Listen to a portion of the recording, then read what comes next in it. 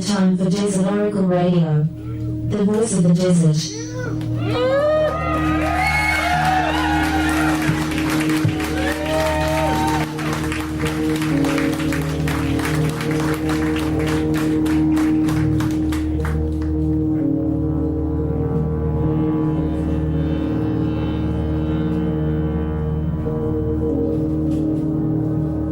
Night has fallen on the desert.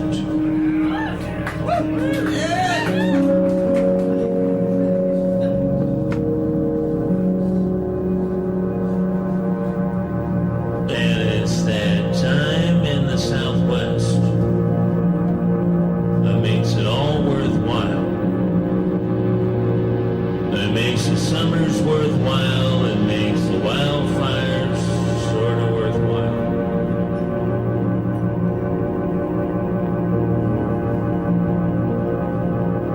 There's one time when we briefly get a storm. And it rains a little tiny bit. And it's 10 or 15 degrees cooler the next day. And it's the best thing that ever happened to any of us. Sometimes people say we don't get enough weather in Southern California. And I look at the weather and I think, good. I like two seasons. Hot, which I don't like, and cold, which I like. The cold time in the desert is a time when you can go outside, when you don't have to hide anymore. Now, a lot of people who live in desert cities, who live in Las Vegas, say, Phoenix, Barstow,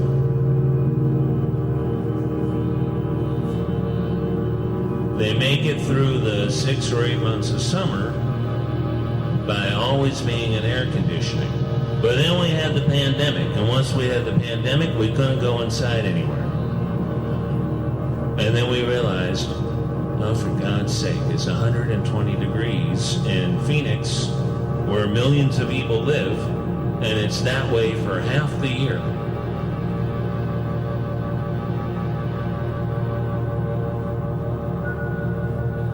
At 3:30 a.m., 2 days ago, in Santa Fe, my phone started going nuts with National Weather Service advisories.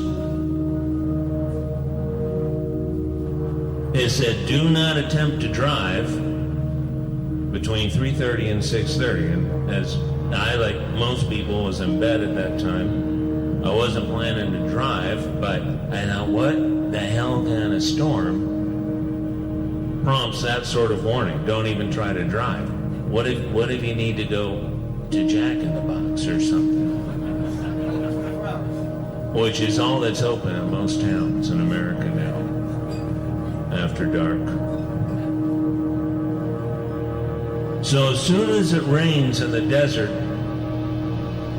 the weirdest kind of creature comes out. As a roofing contractor. Because nobody has noticed that their roof leaks for a year or 3 years or whatever it is. So they show up, and I mean, this happens in San Diego too. It doesn't rain here much. They show up because you have like a little spot on the drywall up in the corner of the ceiling. And they look at it, and they shake their head, and they say, oh, I'm going to have to go up on the roof and look at this. So they go and they make a big show of getting the ladder, and they put it up. They walk up there, and they stomp around, and you're underneath. And then they come down, and they say, oh, I don't want to say this, but oh, it's bad. And then the most mysterious part of this racket happens when you say, okay, fix it, because you never see them again, and they don't even take any money. In 2019 in Yucca Valley, where I live now, it snowed and then it rains and the snow melted, and there were a couple little patches where I could see that the not very engaged flippers who had bought the place from it kind of missed on the new roof. And so people came over and they did that whole thing. They walked around, they got up on the roof, they said it's bad, and that was it. No messages, no excuses. And I started thinking, maybe they're stealing something from the house because they're not getting paid. But then you talk to other desert residents, especially in Joshua Tree and Yucca Valley and 29 Palms, and everybody's got the same story.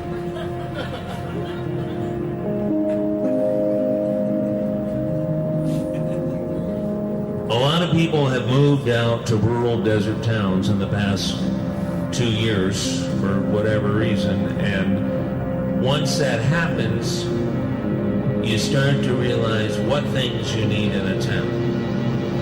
Because when half the people are working at home, you realize, maybe we don't need 16 lanes of the 805 that are always backed up anyway.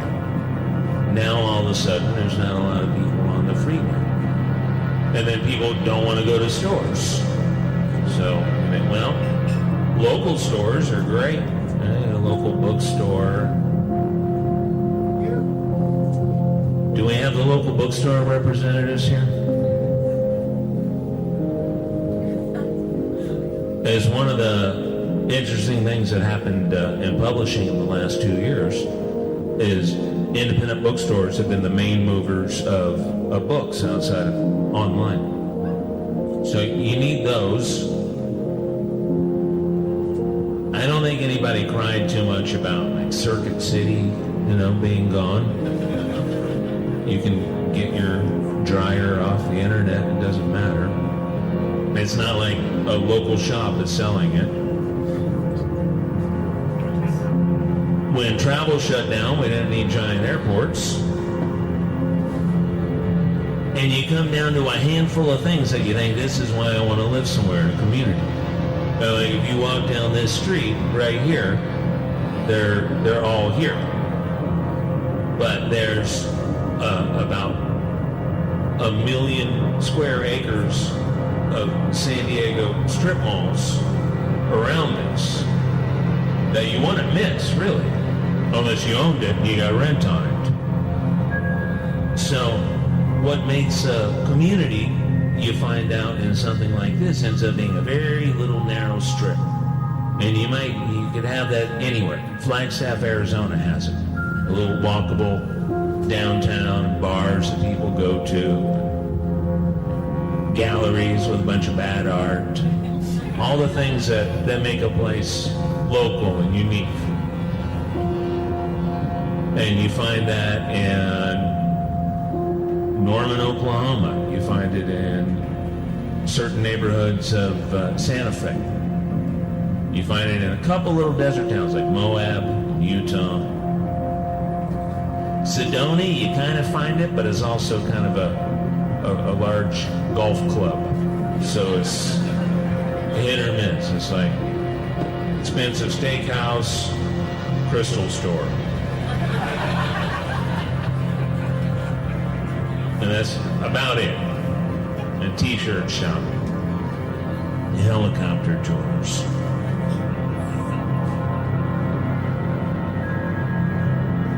How many of you all spend much time in the Southern California high desert, the Mojave?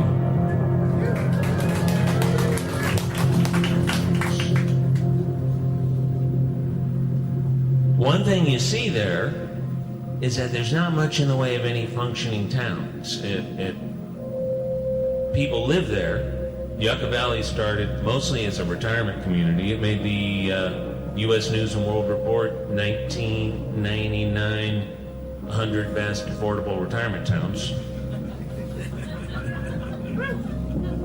So mostly people who moved out of other Southern California suburbs when they got nervous.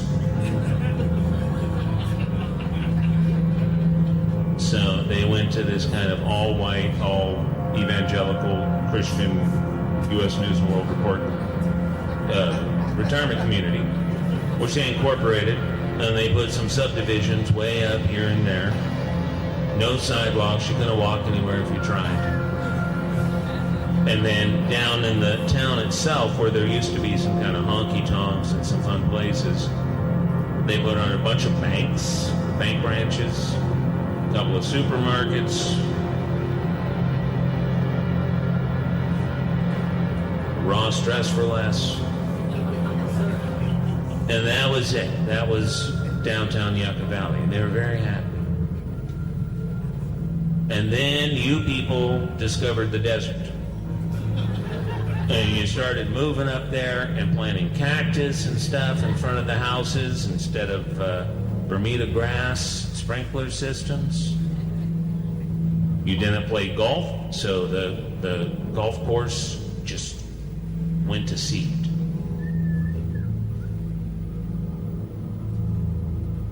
And you wanted to hike and mountain bike and etc.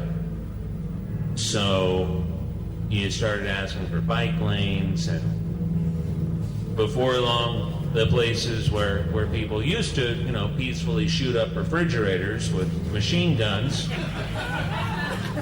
you started having people walking rescue dogs. Things change. But now that people have seen you don't necessarily need a big city to have the couple of things you associate with a city, we're left to make our own communities when we can't go into any of the terrible look-alike consumer entertainment places where we always went before. If you can't go to the multiplex because all the multiplexes have closed, you might have to start showing movies in some old rented room with your friends and people who become your friends, and then you realize you don't have to just show Marvel movies. There's other stuff.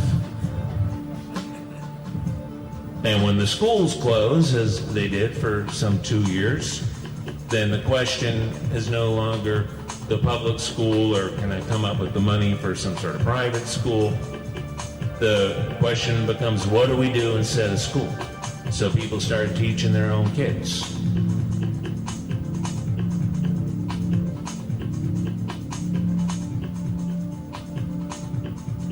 And when you don't like the environment around you, you realize, well, if there's enough of us, we can change it.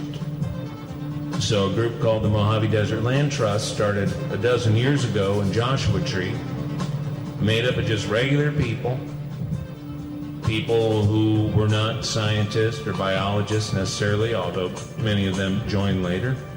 They were just people who thought, rather than another 25-acre self-storage unit here in this nice place where we walk and ride bikes and enjoy our life a little bit, why don't we just keep it like that? And it turns out if you see any land around you that you think, I'd rather not, have that lost forever for like another CVS, when there's a CVS literally across the street. This is something most people don't know. CVS is mostly a real estate company. If you go home tonight and you're thinking, how can I get in on it? Look at CVS Property Services. So they open up one, they get traffic to it, people get used to going there, they sell it, and they open up another one across the street. So there's something like 70 or 80 CVS pharmacies for sale in California right now. You go in together.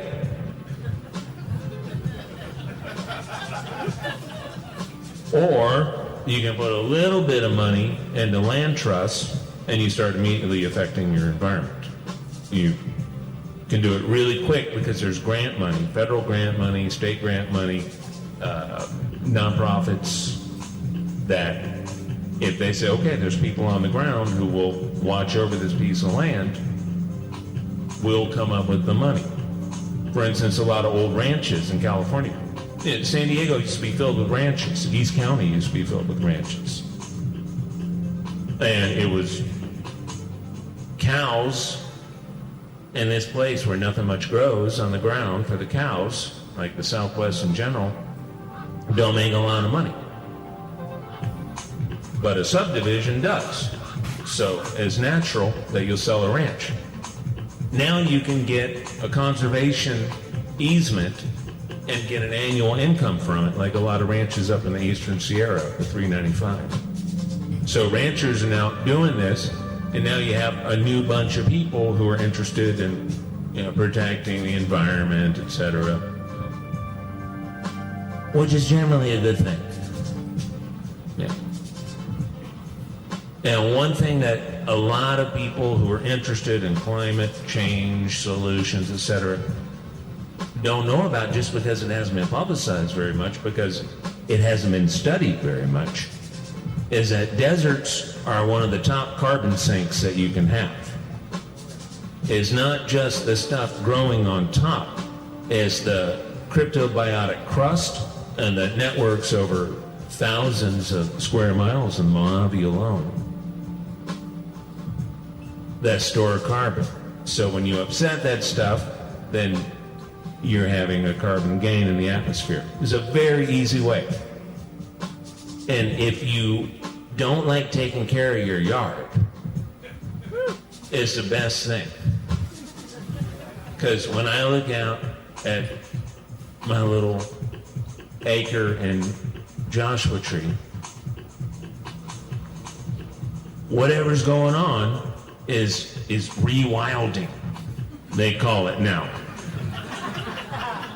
This is true. There are college programs on this now. So you can do that with any yard.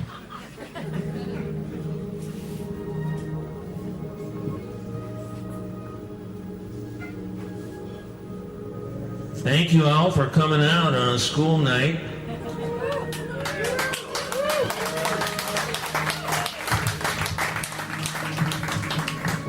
Do we have anybody who would like to answer the phone and talk to Desert Oracle Radio? Evening, Ken. Welcome to Desert Oracle Radio. Thanks for calling. What's on your mind? Have you ever heard of the Death Valley Dolphins? What? The Death Valley Dolphins. The dolphins? I don't think I do. Tell No, me. dolphins. Dolphins like the... Dolphins like the mammal of the sea? Indeed. No. I know about the Death Valley pupfish. Tell me about the Death Valley dolphins. Well, it's loosely related. I used to work in Death Valley National Park. I was an archaeologist there. I'm an archaeologist here in San Diego. And we got a call that a bunch of crystals were winding up in Devil's Hole with the pupfish in archaeological sites, kind of all over the park. And law enforcement was able to trace it to this cult where a specific woman had dreams of dolphins, and this cult goes down into Death Valley thinking that Devil's Hole is like some kind of connection to this underground system of rivers and oceans, and that there's these dolphins that they can commune with. Roughly what year was this that these incidents were occurring? This was 2016 into 2017. It's funny that you bring up the Bundy occupation in Oregon, because the Bundy, well, they wanted to occupy Ash Meadows, but they decided it was going to be too hot. So instead of going down by Amargosa, they went up to Oregon. But yeah, it was 2016 into 2017. That's right. Clive said in some interview, Clive Bundy, that they wanted initially to be closer to home. What's his son? Amon? Amon Bundy? Yeah. He said later that they thought that area was too populated, which being so close to Las Vegas and all the law enforcement and everything there. Well, it's not too far from where the Manson caves are in Pahrump, Nevada, where Charlie used to hang out. So. Charlie hung out at Devil's Hole as well. Yeah, and out by Saline Valley, if you've been there. Yeah. The idea of the underground system of rivers. Well, first of all, there really is an underground system of rivers, but the idea that it would lead them to some sort of paradise is a persistent idea in the Southwest. Oh. Well, under the Integratron, isn't it the confluence of 5 underground rivers, I think? They like to say that, but one thing about that area, which is Landers, there's no water, you know. There's an aquifer under Yucca Valley, and it's a major fault where the Landers quake occurred in 1992. I want to know who this person was who had the visions of the dolphins. Yeah, I've been meaning to send you a link, and I can. I don't know much about them, but anyways, law enforcement was always kind of, their blogs referred to all park employees as like the lizard people, and very classic kind of stuff. Oh, that's incredible. Yeah, it's pretty interesting. Will you please send me that? I would love to dive in, so to speak, of the reports of crystals being dumped. So it wasn't just, they would cast them in these like resin balls and domes, which is, at first they brought a bomb squad in because they thought it was some kind of explosive, and then they just tied it back to this like hippie cult. Yeah, very weird. One thing about the desert is that it, if you want to find the weirdos, they're gonna end up there. There's there's a spectrum of weirdo. From, I guess, like Willie Nelson, and on one end, maybe like George O'Keeffe, and then the other end is Charles Manson. But they all love the beauty of the desert, and I think that's important. So do we. Thanks so much for calling. Thanks for having me. Hey, boy, tell us a first name if you like, or make one up. What's a name I can refer to you as? Spanish Thunder. Spanish Thunder. Thank you, Spanish Thunder. We have time for one real quick one. You know, it's something you see people do. It looks like they're going to the phone, but they're going to the bar, I think. I caught, it was at the Texas Theater in Dallas where Oswald was arrested doing this show a week or two ago. And we were doing the phone calls, and somebody got up and they were walking to the phone. But I caught her. I made eye contact. She was actually going to the bathroom. But I caught her, and I said, just, real quick. She picks it up. I said, anything? You'll hear this on the show in a couple of weeks. She's like, there was this time when I woke up and my sister was levitating 3 feet over the bed.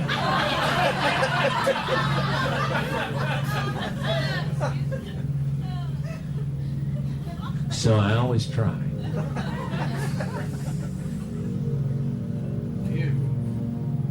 I think now I'm going to tell a little campfire story. Because we can't have campfires inside anymore since the pandemic. I'm going to I bring something up. That's true what Spanish Thunder was saying about Charlie Manson and the hideout, the number of hideouts that the Manson family had out around Death Valley. The most infamous of all is the one called Barker Ranch. Barker Ranch was an old open cattle range ranch rented off public land until in 1994, with the California Desert Protection Act, it became part of Death Valley National Park, when Death Valley National Monument became a national park. So now it's part of the park. It's hard to get to. If you got a real good four-wheel drive, you can go up this gully on the west side of the Panamints, low by Wingate Pass. Manson got certain members of his family to dive into hot springs in Saline Valley and other hot springs in the Eastern Sierra around Death Valley. Try to get them to dive down to find the entrance, and they come out after a few minutes. Charlie, it's so hot. And he'd say, well, now you try. Tex. And a couple of them did it, and they come out with burns. And so finally he says, okay, you can tie a rock to a rope, and we'll see how far it goes down. Because they were going to wait underground during Helter Skelter. That was the thing. He saw that on TV when he was in prison. From Amboy to Isaacs and across the Great Mojave Wilderness, you've been listening to Desert Oracle Radio. Our local land conservation group, the Mojave Desert Land Trust, just sent out an interesting report on one of my favorite subjects. The carbon sink value of wild desert wilderness, desert left the way it's supposed to be, which we talked about in this episode, recorded live at the Whistle Stop in South Park, city of San Diego, just before Christmas. That delicate mix of cryptobiotic soils and long-living plants and biological matter is one of the world's greatest natural carbon sinks. It's a place that stores carbon. When carbon is in the ground, part of the natural landscape, well, then it doesn't go into the atmosphere. As of now, the California desert holds a full 10% of the state's carbon. And when you build another ugly Airbnb complex or alleged renewable energy factory on virgin desert land, its value as a carbon sink disappears as soon as you bring in the bulldozers to scrape the life away from the surface of the earth. If you're going to the Los Angeles Festival of Books tomorrow, get a $4 reservation for the Writing California panel, where they're letting me talk with the literary and historical people. For some reason, 4:30 p.m., the location on the USC campus is Salvatore 101. Book signing right after that, then maybe we'll find some beverages somewhere. Thank you for listening. Enjoy the last gasp of winter out here. Happy Earth Day. And good night from the voice of the desert.